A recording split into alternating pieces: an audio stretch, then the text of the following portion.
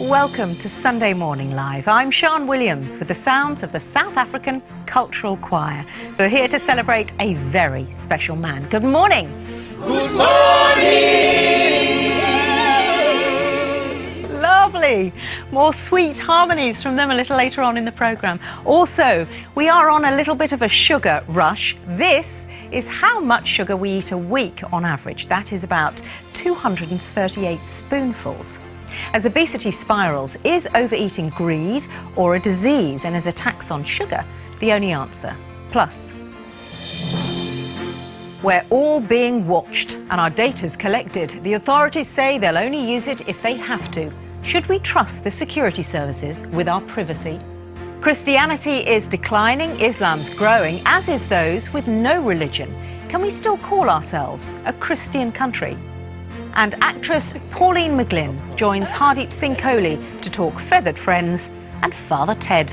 It's lovely to look back now. We can still enjoy it as a perfect moment in comedy time because it's so wonderfully, stupidly, fabulously funny that it will always remain as that. But if anything, I would have thought the Catholic Church should be delighted that it was made at all.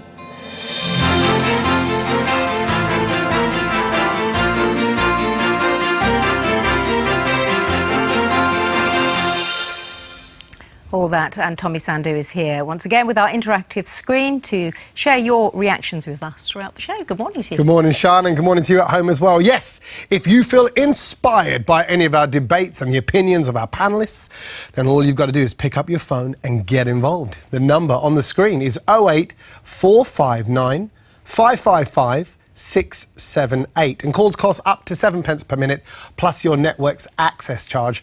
Or of course you can send us a text. It's 81771 and text will be charged at your standard message rate. Or why not drop us a quick email? If you're on the tablet like me, then it's just a quick message into Sunday Morning Live at bbc.co.uk. We're also on Facebook and on Twitter. Just use the hashtag BBCSML. Let's get talking, Sian. Let's. Thank you very much.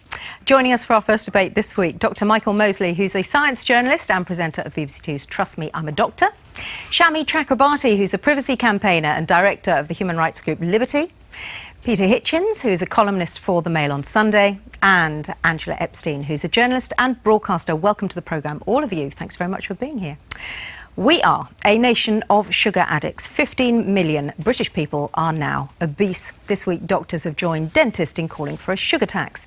The British Medical Association wants to start with a 20% levy on sugary drinks. So far, though, the government says no. Diabetes UK have told us that 135 patients undergo an amputation every week due to diabetes, a disease they link to obesity.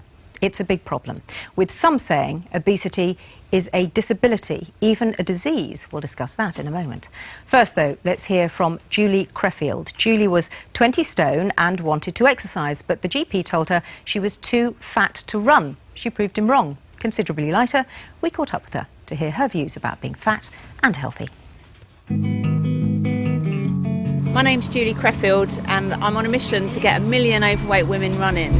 Are we ready, ladies? And 10, 9, 8. In 2005, a friend of mine said, do you want to take part in this fun run? 2, 1, and back to me. And I thought, why not? Didn't for a minute realise how difficult it would be, and that was a bit of a shock to the system. And halfway round, some little kid shouted fatty at me, and by the end of the race, I was in tears. And speed, back to me. 10, 9, 8. Get those arms pumping. 7, 6. I think that fat shaming is installed in us at such an early age. A kid will say, look, mummy, there's a fat person. You know, that woman's fat. And the first thing you say is, don't say that, that's not nice. When actually what they're doing is describing somebody. So I don't have a problem with the word fat when it's being used as a descriptor. It's when it's being used as an insult or as humour and to taunt people. Ladies, heads up, heads up. We make a lot of judgments about overweight people. We think we know what their lifestyles are about, and there are lots of women out there that are overweight that have very, very active lifestyles. And there's evidence now that you can be fit and fat. How did that feel? Good. We have such a moral attachment to food. You know, you get a group of women together and all they talk about, oh, I was so bad at the weekend, or I better not have that, I had this last night. Food is not supposed to be there to trap us. You know, food should be something that we enjoy. Great group running, really good. If we start to say that all overweight people are disabled, it's almost like a get out of jail card and it becomes somebody else's problem. I don't feel disabled. But it's also about how other people treat us. So sometimes you can feel disabled just by how other people treat you. Great, and stop there, ladies. What makes us a happy, healthy nation is not about what food we eat and what exercise we do. It's about the balance that we have in our lives. Thanks to Julie, who says, if we call all overweight people disabled, it's almost like a get out of jail free card. It becomes someone else's problem. So our first question this week, is obesity a disability? Let's ask Liz Thompson. Liz joins us from Leeds. She has lobbied for her 10-year-old daughter to get funding for a weight loss camp. Liz, do you think obesity is a disability? It depends what people define as a disability. Myself, I see mentally it could be a disability because addiction to food does happen. I'm not justifying it, but I think it can be classed as a disability. And also it can become physical. Obviously, if somebody is carrying a lot of weight, it does affect them. So I think we need to look at the bigger picture and see what we define as a disability, but not use it as an excuse, use it to get services to support us. We still need to take responsibility for our own actions, but in my opinion, there is disability elements to it. Now, you were 32 stone. I was. You've lost, what, 10 stone in just over a year? Yes. How did you become 32 stone in the first place, do you think? Medication, overeating.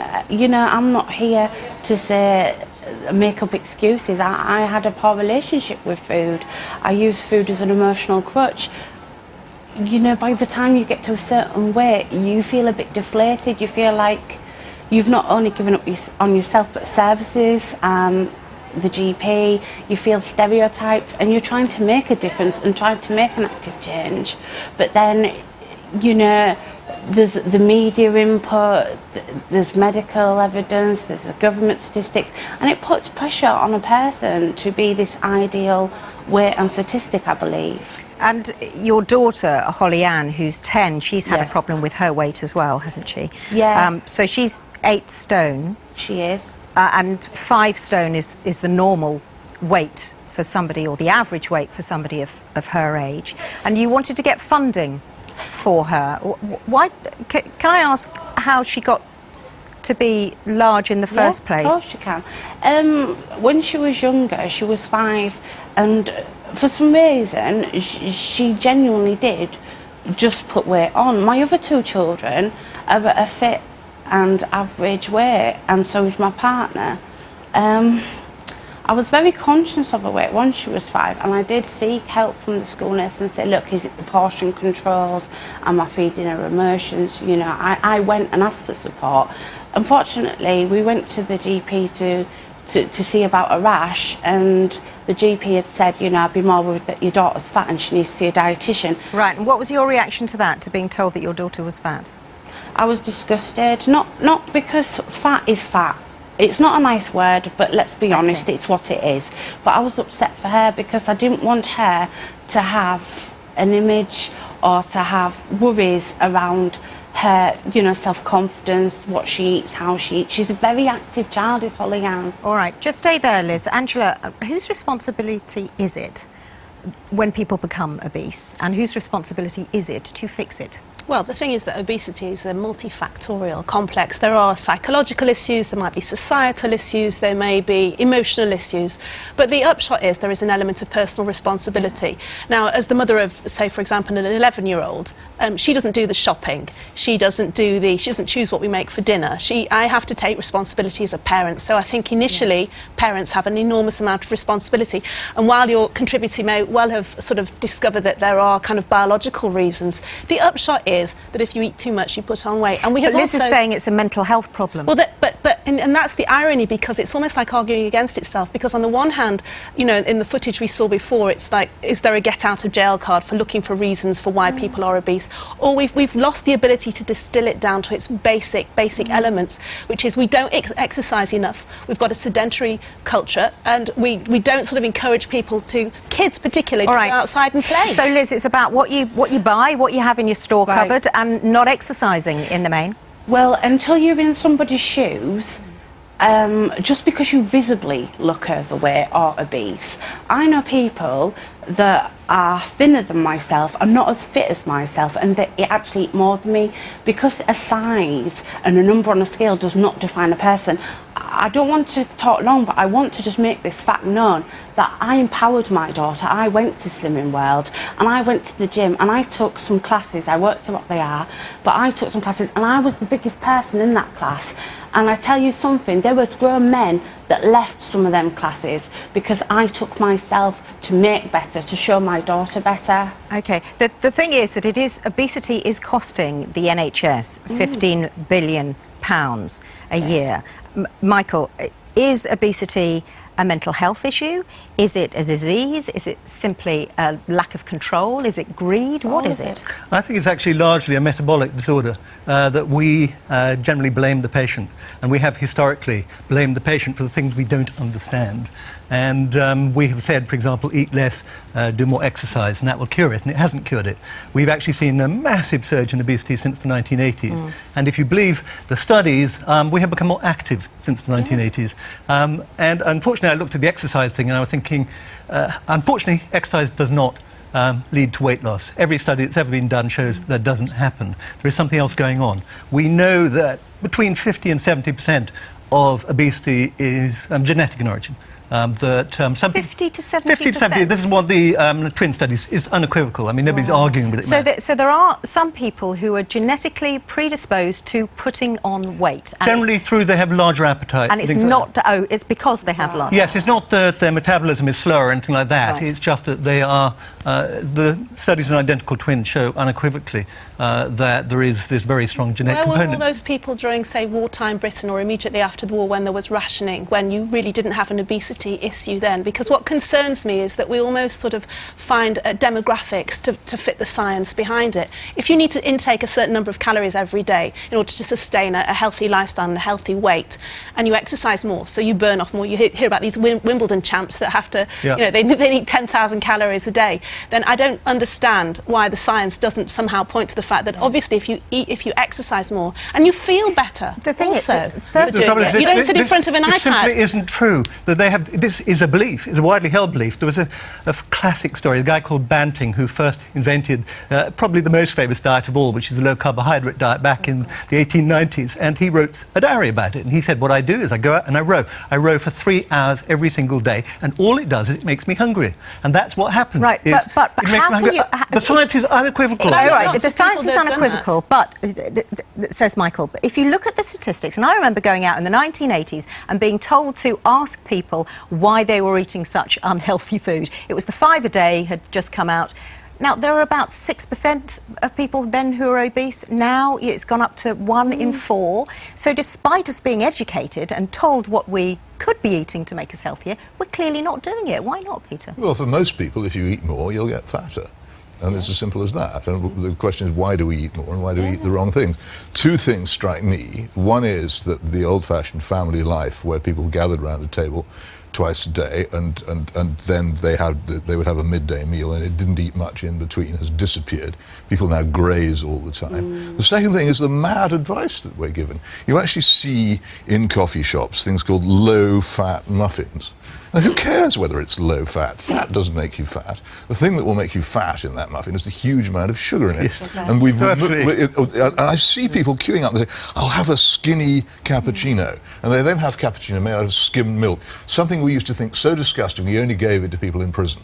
or workouts. And now people voluntarily drink it and pay for it. So people don't really know what they're eating or They have drinking. no idea what they're doing. Sugar And as is a food, result, isn't and there is a direct result of this removal of fat from our diets, is that we cram sugar in to make the horrible fat-free things we eat taste bearable. And but those are the two major elements: complete misunderstanding of what you ought to be eating, and the fact that the family life, with its discipline of eating around a table, has vanished. And if you are eating things in the street, if you go to these coffee shops and buy your sandwiches, you're constantly stuffing yourself with bread and sugar. All the things which make you fat. Sugar's the enemy. Absolutely true. Exercise does not do anything. I bicycle an immense amount. I lose no weight as a result of it. You eat more. That's what all the studies show. Okay, well, let's then focus I know lots of people I know. There are people who smoke 90 cigarettes a day and live to 90. It doesn't mean that let's focus on the sugar. If you're saying that sugar is the enemy here, and it's because there is more sugar in food because it's now low fat and people think that's the healthy option, is a sugar tax, Shami, the best way forward? Is slapping 20% levy on sugary drinks, making them more expensive, the right way to go? I'm not convinced that it's ordinary people, many of them quite poor, who should be penalised in that way. But why would putting a 20p tax on a can of fizzy drink penalise poor people? Well, clearly it would, because it would be the poor people who wouldn't be able to afford it. I'm actually more concerned about hidden sugar. I think people know if they drink a can of a well-known fizzy drink that there is a certain amount of sugar in it. But what about all the savoury foods that have got added sugar? Yeah.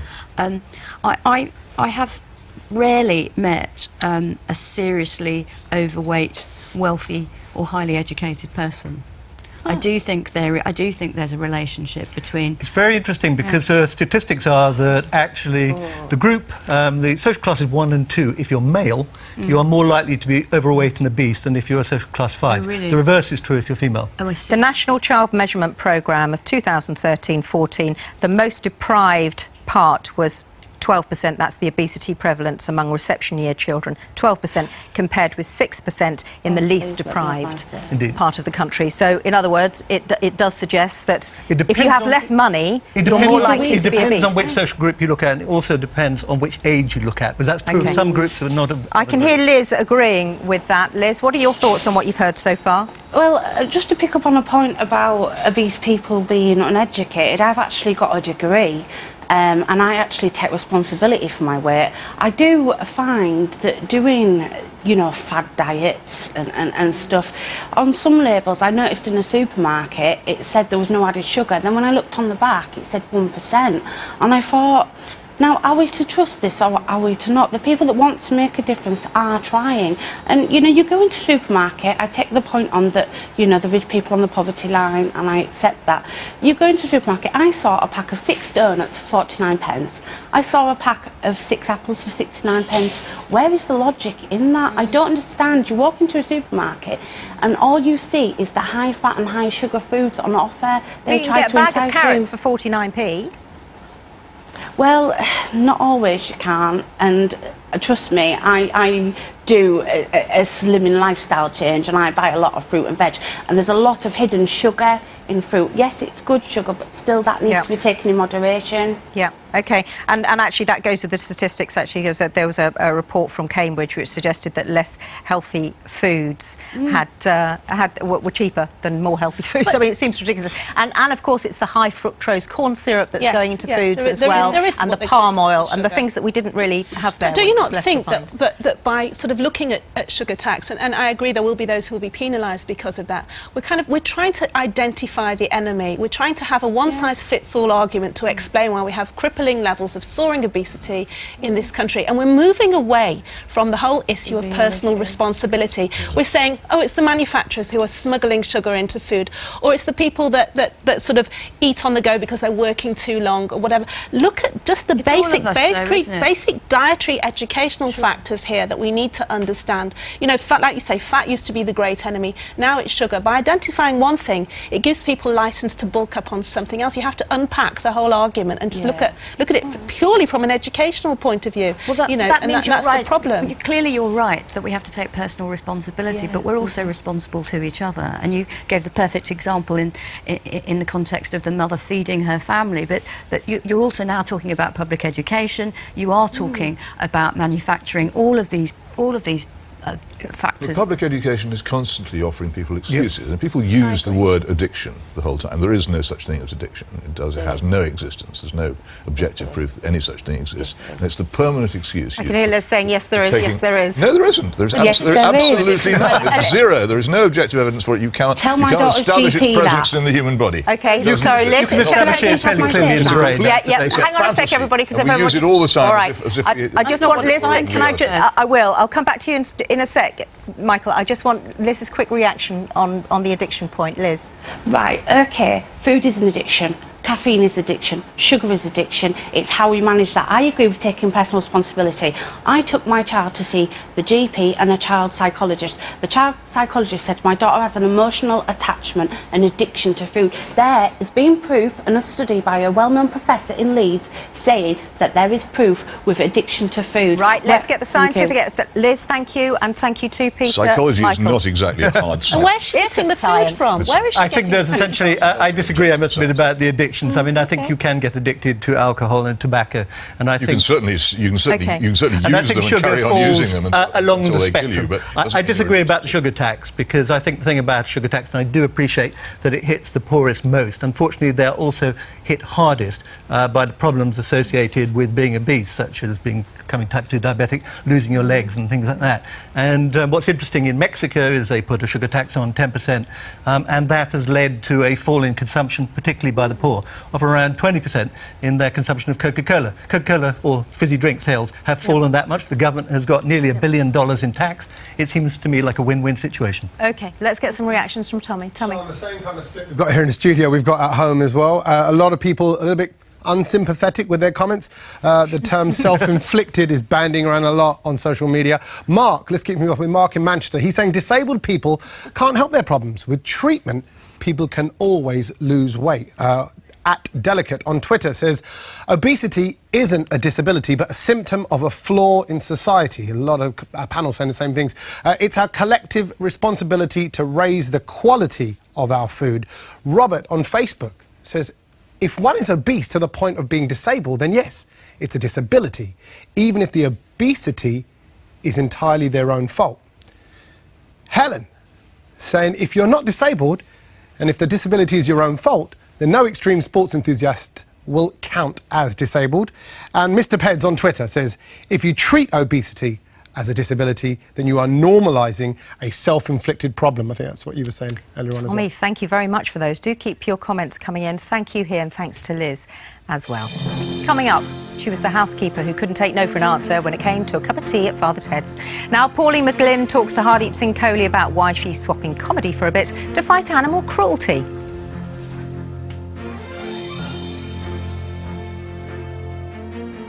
I suppose it's because we do a huge rescue once a year of about 8,000 battery hens, and those little mites, those little ladies, when they come out, they're usually featherless, so we knit little jumpers for them to wear.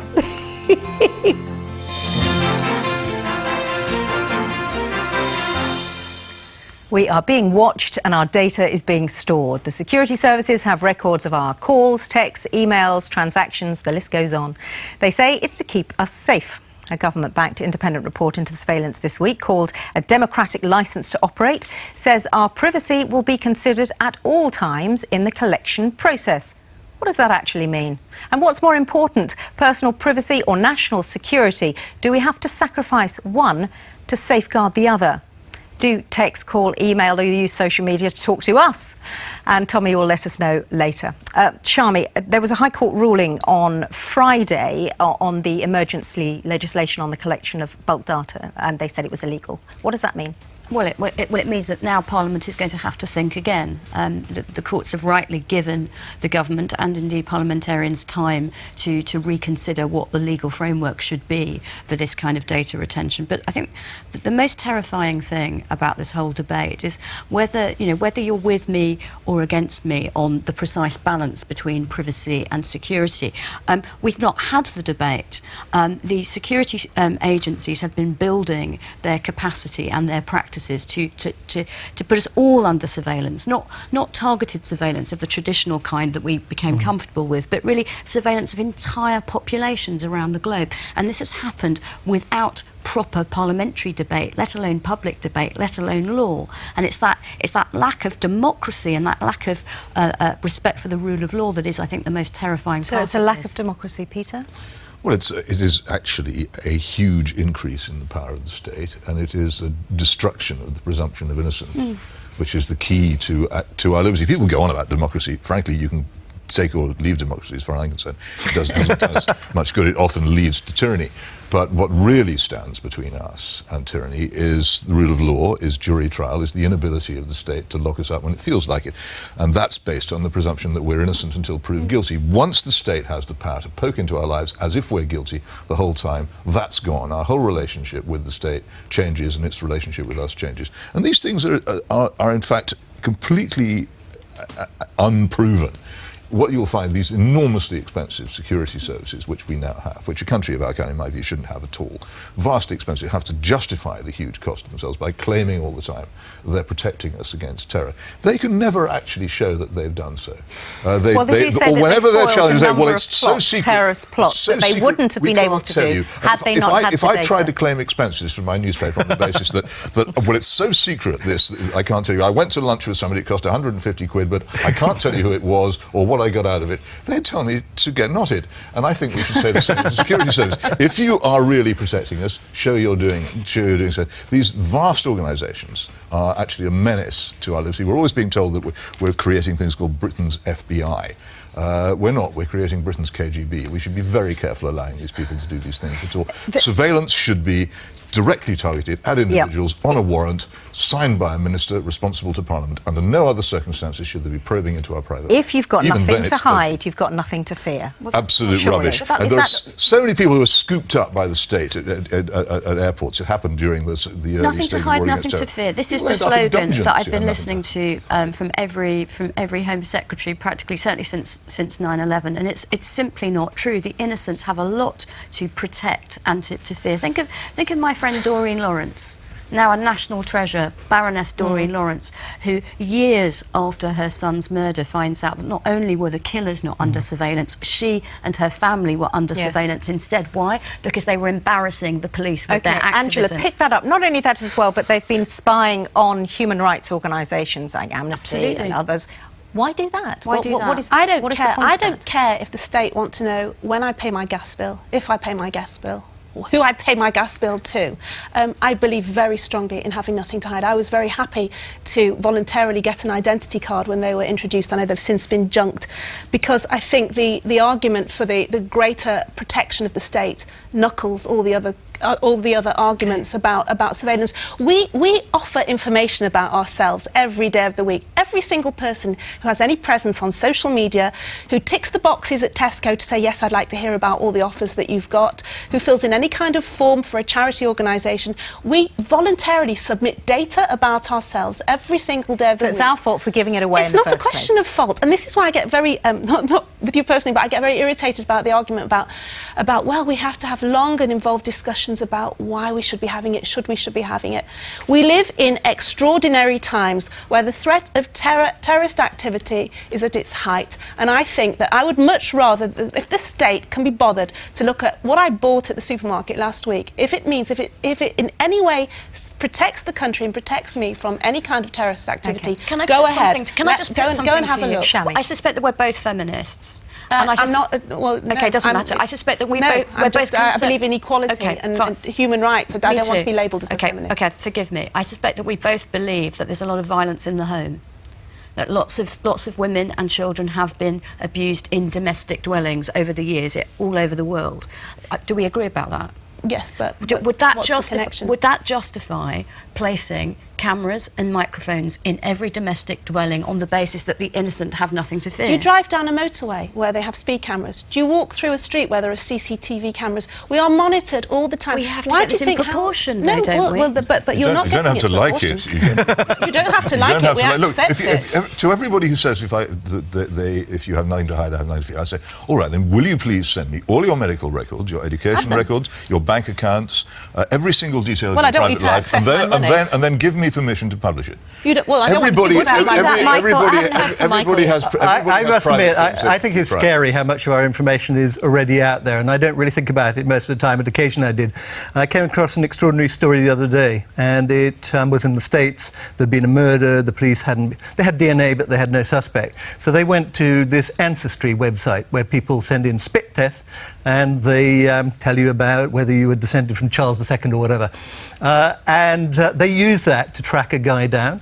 Turned out to be a journalist. They, gave him a lot of grief. So that DNA sample was freely available. They used it to try and find linkage. They found this national bloke. network. And then they accused him of the murder. They gave him a rough time. Turned out to be utterly cobblers. Would you think then we're being a bit complacent about the amount of data that we're giving away and is being collected? Because Tony Porter, who's the surveillance commissioner and was a former senior counter-terrorism officer, said the public was complacent about the encroaching surveillance and urged public bodies, including the police, to be much more transparent about I think we just have what they are absolutely doing. No idea. I mean, I am very paranoid, and I imagine that any email I send will be read by someone at some point or be exposed. I would much rather not live in a world that was like that. But you volunteer information about you. You've had these instances all the time. You've had these instances of people who've been at airports, who've been mistaken for somebody else, vanished into a complete underworld where they aren't allowed to contact anybody where they're treated as if they're criminals for hours. In fact, in some cases for days and weeks until the authorities recognise they've got the wrong person. Because your privacy, it's important in itself. It's part of intimacy and dignity and trust between people,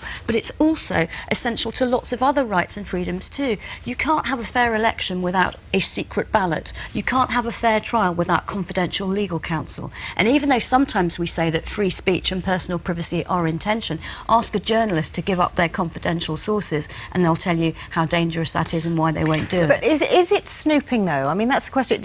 And where do we draw the line between personal privacy and national security? Is it possible to have a balance between the two? There has to be a balance. There has to be a better balance. And the problem is that we've got a kind of melting pot here of lots of different ideas of what we define as privacy or invasions of privacy by saying, would a journalist surrender confidential sources? Would you publicise my bank details on in a newspaper? Obviously, I don't want somebody to access my money. But in terms of day-to-day, ordinary activity, for example, if you travel to somewhere like Israel and you go to the airport, they're not interested in bottles of Lucozade and whether you're taking, a lipstick on the plane. They profile you, because you're asked a lot of invasive questions. Now, people that aren't used to that will say, "Wow, you want to know who I'm going to see, where I'm going to stay, have I got any relatives there?"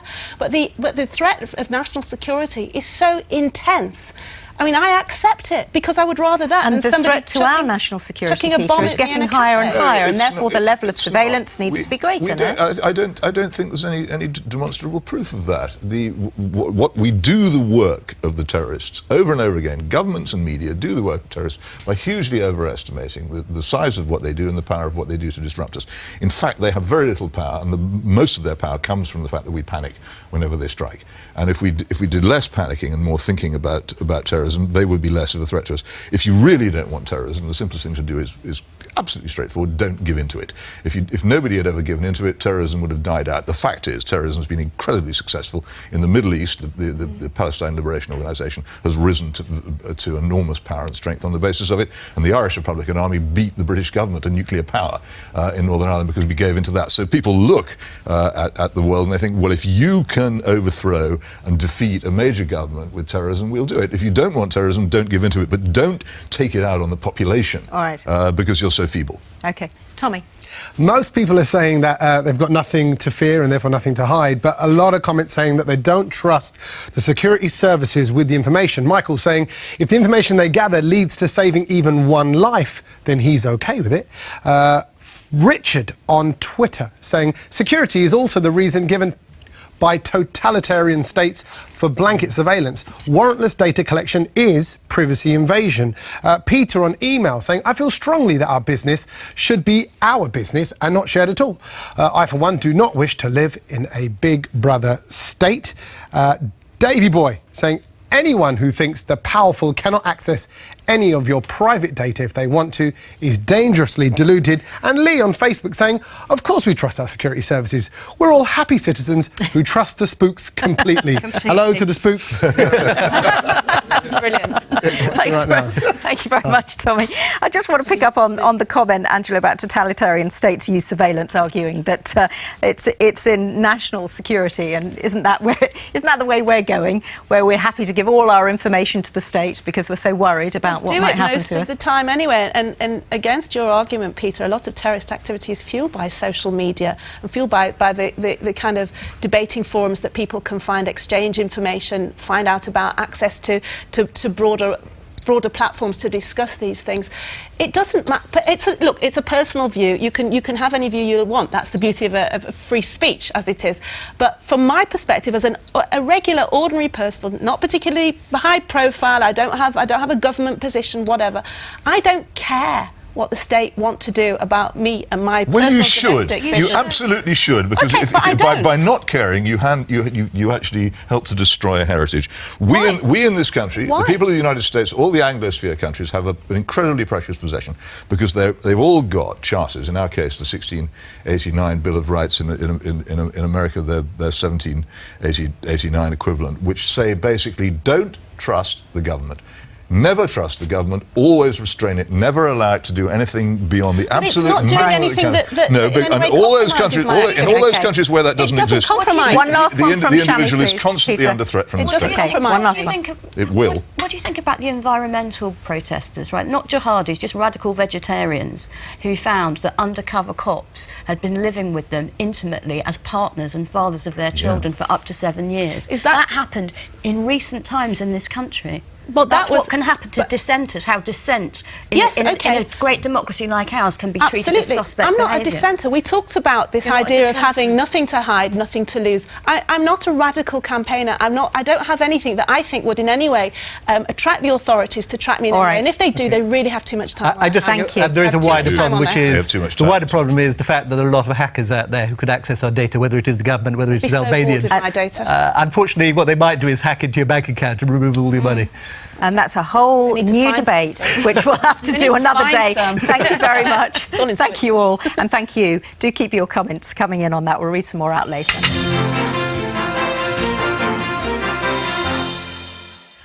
Well, some rather unholy fun now. Remember the TV comedy show Father Ted? You will, as Mrs. Doyle might say, if anybody watched it round here, which clearly they didn't. It first aired 20 years ago. It parachuted the priest's housekeeper, who was played by Pauline McLynn, to fame. And since then, she has appeared in EastEnders, written a number of novels. Now she's appearing in the stage version of East is East. She spoke to Hardip Singh Kohli about her passions and her inspirations. Pauline, I just have to confess up front, I'm a very big fan and admirer of your work, and have been for a while. You're an author, you're an actor, you do comedy, you do drama. What drives your creativity? What prompts you to do all these different things? I started as an actor, fell into acting really after college. There were no good jobs to be had in Ireland at the time, so I might as well have gone for it. And I seemed to be able to do some sort of acting anyway. I was handy as a character actor. And then some years later, there was an Irish publisher chasing down a load of comedians that I knew, saying, would you write a funny book? And I got sort of, in the catchment of that for some reason. I think just because I hung around with a load of the comedians. And I said, well, I don't think I can write a funny book, but I wouldn't mind writing a book or trying to. And from there on out, now I feel I have to every so often, compared to people who spent their whole lives working towards that one thing to do. I seem to have just fallen into a load of things. Now, you're currently touring East is East, which is a play very close to my heart. I reviewed the very first production of it. And you're playing the English mother to a Pakistani family in Salford. And 25 years on, little has changed. There are times when you'd almost despair of how history repeats itself. But then again, a good story is worth telling no matter what the time is. And East is East is set in 1971 in Salford. And there's great trouble in the east of the world during it, as there is now. Racism hasn't gone away, has it? I'm always reminded of that the sign my parents used to tell me about in London in the 60s, which was no blacks, no Irish, no dogs. And, you know, for blacks, you might as well read Browns. I mean, did you feel, as an Irish woman, any great kinship with the Pakistani characters in the play? Oh, totally. I think if you come from any ethnic background and you live in Great Britain, yeah, you'll know about racism of some sort. How is your relationship with Ireland now? Because it's a country that, certainly in my lifetime as an outsider but a lover of the country, has changed dramatically. I am not a nationalistic person, but I do, you know, love being able to say I'm Irish to people because, you know, it's not the worst something. label, to have. And I mean, recently we had the most joyous moment as a nation where a huge majority of the people of Ireland overwhelmingly voted to allow equality of marriage so that everyone can be married if they should choose. I spent a weekend crying with joy. It's funnily enough the only time I've been back to the Father Ted house. I went back to host a little equality morning to promote, you know, having a cup of tea and chatting to people who might have a problem with two gay women or two gay men marrying. You know, one can't help but mention Father Ted. Now, Ted wouldn't be made today, would it? It's lovely to look back now. We can still enjoy it as a perfect moment in comedy time because it's so wonderfully, stupidly, fabulously funny that it will always remain as that. But if anything, I would have thought the Catholic Church should be delighted that it was made at all because, you know, when people watch it, they might feel more kindly towards the religious because, you know, some very bad things were done in the name of Catholicism in Ireland. If we were making it today, I don't think it would have the same innocence about it, funnily enough. Would it? It's funny the way Father Ted and East is East, the play, have followed me around for the last year because we drink an awful lot of tea in East is East. And similarly, I did a stint on EastEnders earlier in the year and I served up tea to a lot of people. I wonder if tea is the common denominator everywhere Shameless throughout as well, the world. of course, there was plenty of tea drunk in Manchester. Yeah, a brew. What else would you have in the north of England but a brew? You are the most quoted character, I think, from Father Ted. Go on. Yeah, you know, there were some things said that fit any occasion, I'll be honest with you. Go on, would you not have a drop? No, thanks anyway, Just Mrs. Doyle. cup. I'm fine. No, really. I tell you what, Father, I pour Seriously? a cup for you anyway. You're not a particularly religious woman, but I wonder with things like the passing of your father, whether that doesn't evoke more of a sense of the spiritual or the religious in you. I'm not religious in any formal way. I think the older I get, and maybe this is just something to do with age, I would say that maybe I am a bit more spiritual than I used to be. I do love going into churches, though, mind you, and places of worship, because I find them very calming and very soothing. And I do love a good think. And I am really worried that we're leaving this very precious earth in a much worse state than we got it. This thought, it seems, has led to quite profound change in your life in the last few years. I have. I try to live cruelty-free is the main thing now. That goes for everything, you know, like makeup. I don't eat meat anymore. You sort of live mostly in London these days. Do you ever imagine retiring back to Ireland, to Dublin or to Galway? I would always hanker for the west of Ireland in particular, because that's where I'm from. And I do love a bit of mountain and a bit of sea, to see them every day. I think it's good for the soul. And, you know, in a dream world, of course, I'd love to have a nice house where I could keep a load of animals and some chickens running around and so on. But not chickens in woolly jumpers. I have knitted little woolen jumpers for chickens because I'm patron of a rescue in County Kildare called Little Hill, and we've kind of become synonymous with hen rescues for some reason. I suppose it's because we do a huge rescue once a year of about 8,000 battery hens, and those little mites, those little ladies, when they come out, they're usually featherless, so we knit little jumpers for them to wear. I know, how mad is that?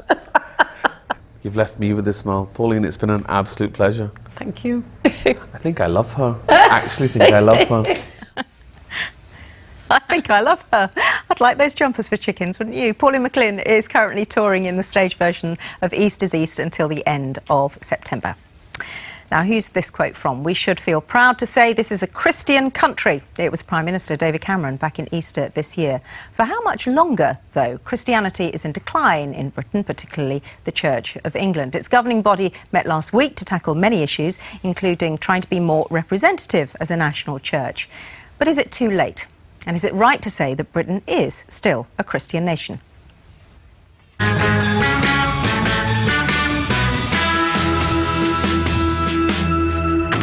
Clearly just graduated, looking wonderful. You are the future for people here in England. Who's the head of the Church of England? I don't know, Archbishop or someone, I don't know. The Archbishop of Canterbury. Would it be the Pope, I'd have thought? I don't actually know, and I should know. The Queen? Henry VIII, I thought. Now it'd be the monarch, I'm guessing. Queen. Oh, I thought it was the Archbishop or something or other. Oh, well, obviously he's more intelligent than I am. What religion is the Prime Minister? I don't know, but I'm going to guess C of E. I have no idea. I don't even know if he's got a religion. Church of England. Church of England, I guess. No. I would say C of E. I don't even know who the Prime Minister is.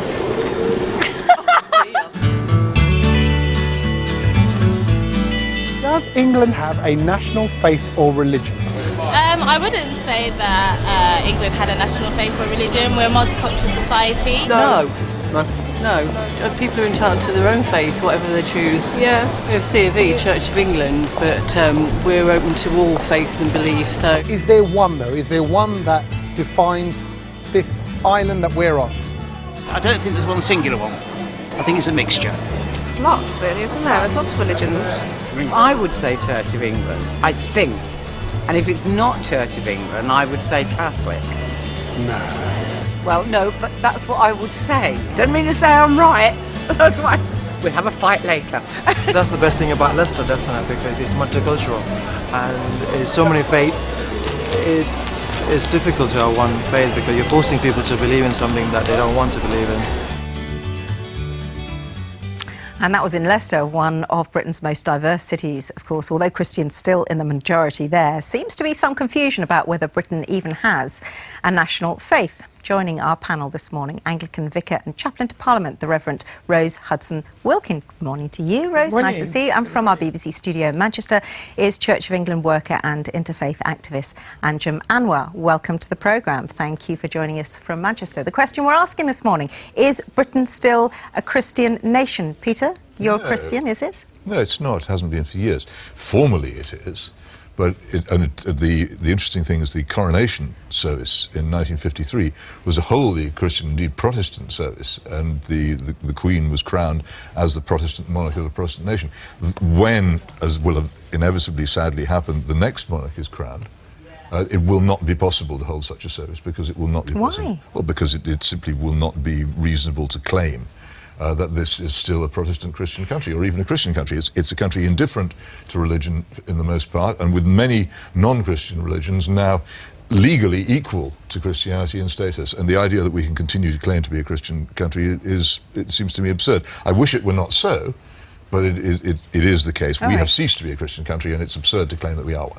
Cease to be a Christian country, absurd to claim we are, Rose. I would totally disagree with that. We are a Christian country. To think that you could walk into a place, let's say Saudi Arabia, and say, because there are people of other faiths there, we are no longer a Muslim country. It's ridiculous. Well, that's not the only reason I gave for that. Sure. If everybody in Saudi Arabia was indifferent to Islam, as most of the British people are indifferent but to Christianity, I don't think it would be a it's different true to story. say that most people are indifferent. I think what we have is a growth in secularism in our country, and because of that, there tends to be a defensive system that says, because, there's a growing secularism, then we can't possibly be Christian still. It doesn't add up to me. But does it mean that Christianity is under threat because secularism is increasing? No, I do not believe for 1 minute that Christianity is under threat. I think if there is any threat to Christianity, it is about Christians failing to live what it means to be a Christian in a public way. And by that, go to church? Well, by that I don't mean standing on the roadside, with a horn saying, hey, look at me, I'm a Christian. I'm talking about worshipping actively, and not just worshipping actively, but living out what it means. How do I relate to my neighbor, irrespective of whether my neighbor is Christian or white or black or pink or blue or gay or straight? How do I love the other? Okay, so it's about Christian ethics then.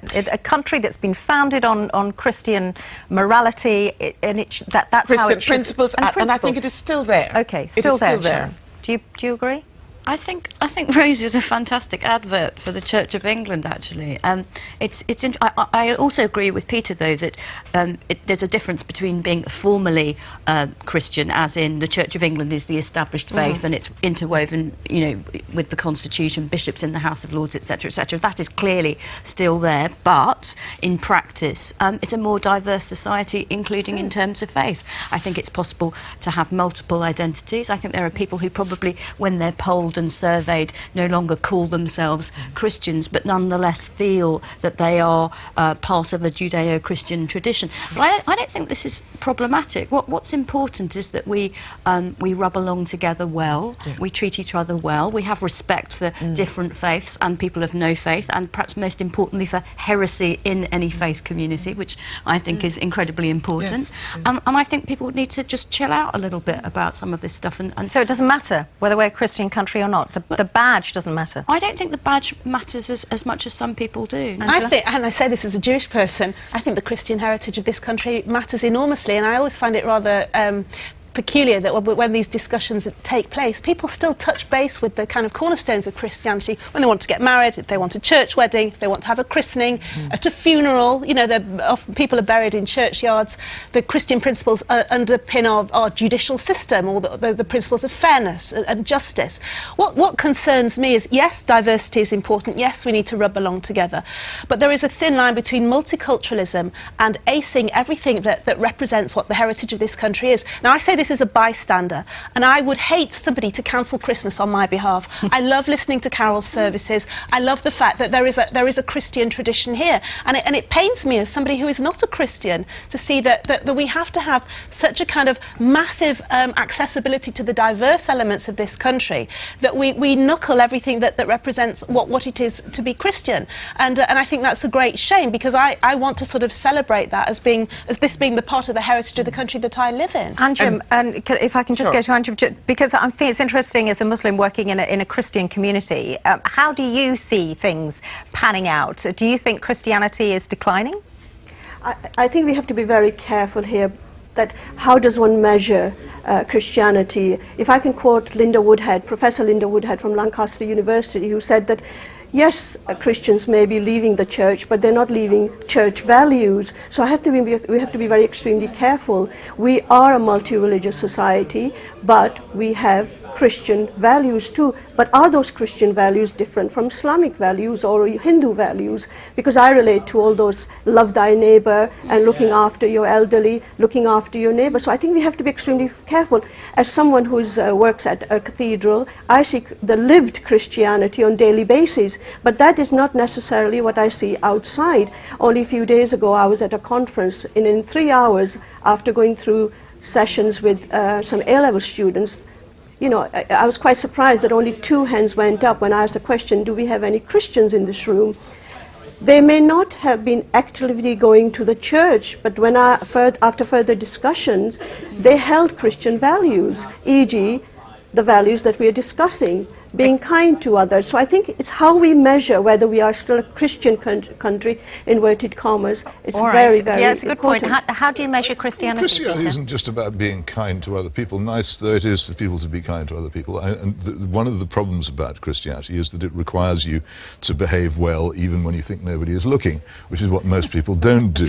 The point about the point about any religion is that it requires you to do things you don't want to do, and requires you not to do things that you do want to do. And if you want to take one particular Christian value, which was very important in this country until recently, that is the idea of lifelong marriage, which is very tough, and which people sustained certainly until the 60s and 70s, almost invariably, and has now collapsed.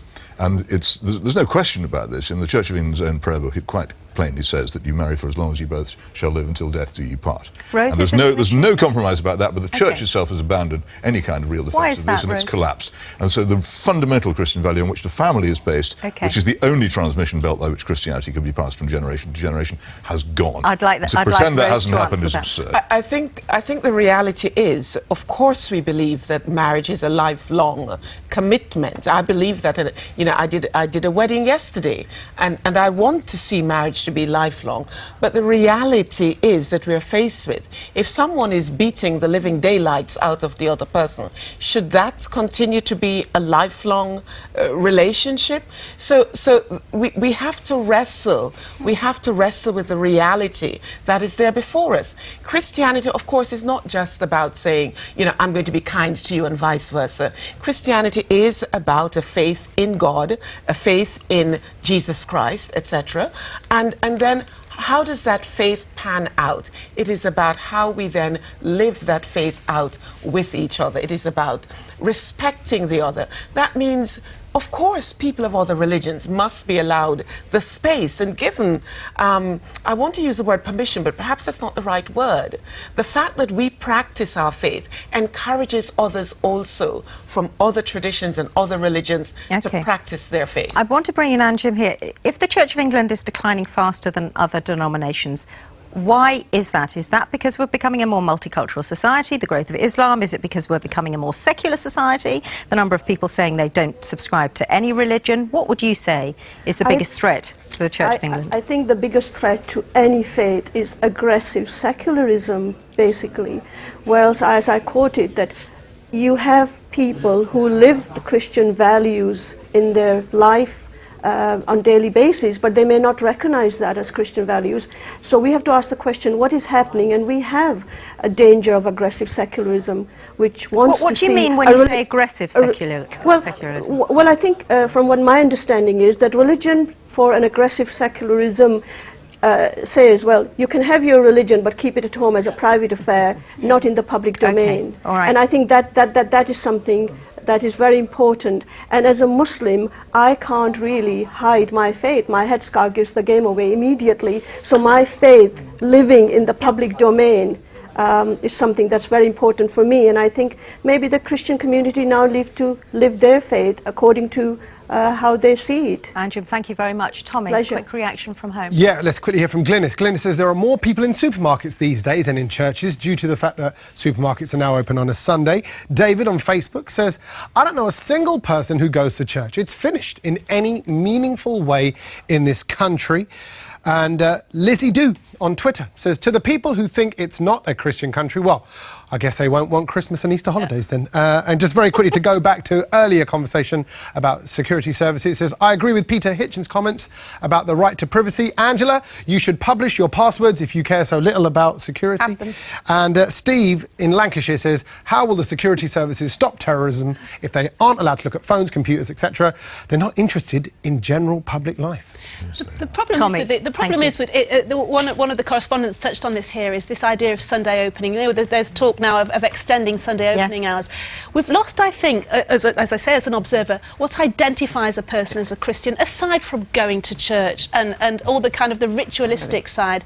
You don't have a day of rest anymore. I have one on a Saturday. You don't have one on a Sunday anymore. We're going to have this as a day of rest because we've got some lovely music coming up. For the moment, thank you very much. That's it for this morning. Thank you to the guests and to you at home for joining the discussion. We're back next Sunday. Before we go, though, to a man who's gone but not forgotten, event celebrating the life of Nelson Mandela took place this weekend, marking his contribution to human rights and a lifelong fight, of course, for racial equality. So, helping us to mark International Nelson Mandela Day and sing us out with a tribute, here is the South African Cultural Choir. Enjoy. Goodbye.